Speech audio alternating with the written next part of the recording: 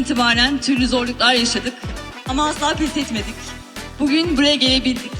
Sizler de bizleri yalnız bırakmadığınız için çok teşekkür ediyorum. İyi ki geldiniz.